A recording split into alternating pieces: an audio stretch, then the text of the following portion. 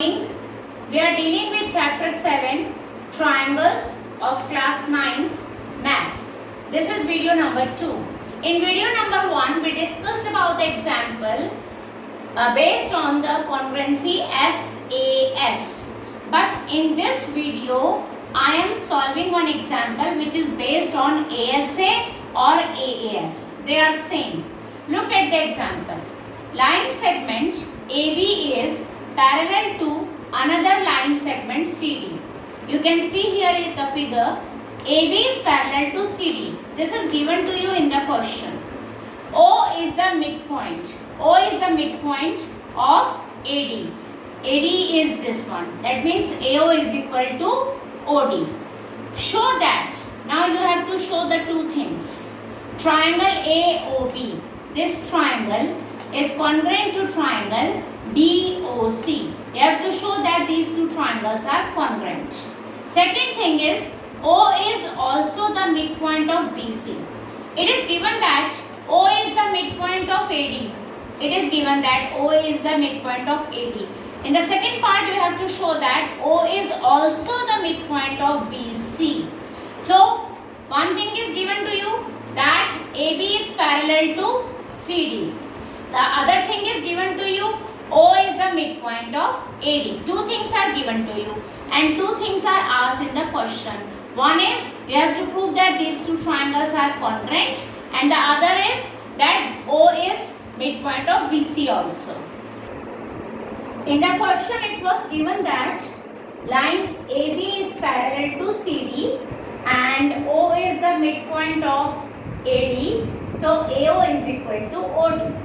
And it was asked that you have to prove that triangle AOB is congruent to triangle DOC. You have to prove that these two triangles are congruent.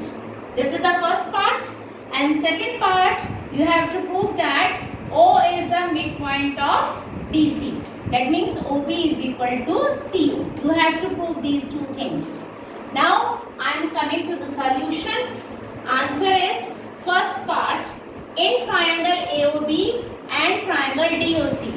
AOB and DOC. Why you are taking these two triangles? Because you have to prove these two triangles congruent. That is why we are taking these two triangles here. So in triangle AOB and triangle DOC, AO is equal to OD. AO is equal to OD. This is given. What is given? O is the midpoint of AD because it is the midpoint. So this part should be equal to this part. So AO is equal to OD. This is given in the question. Second is angle AOB. You can see angle AOB. This angle is equal to angle DOC. This angle. Angle AOB is equal to angle DOC. Why? Because they are vertically opposite angles. You can see that these are vertically opposite angles. So they will be equal to each other. Third thing, because lines are given parallel, AB is given parallel to CD. So this DA is acting as a transversal. The lines are parallel. So these two angles will be equal to each other. Because when lines are parallel, then the alternate angles are equal. So angle BAO is equal to angle CDO. I have written the reason here. You also have to write the reason. Because AB is parallel to CD, AB is parallel to CD. This is given in the question. So they are alternate angles. These two angles are alternate angles. When lines are parallel, alternate angles are equal. So the angle BAO will be equal to angle CDO. You can see that two angles are here, one angle this and one angle this, and the included side is also taken. So, and in this triangle also this angle and this angle is taken here to prove the result, and the included side is also taken here.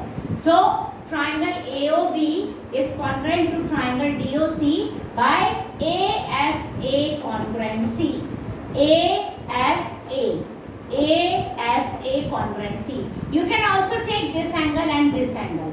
If you take these two angles, then the congruency rule will be AAS. AAS.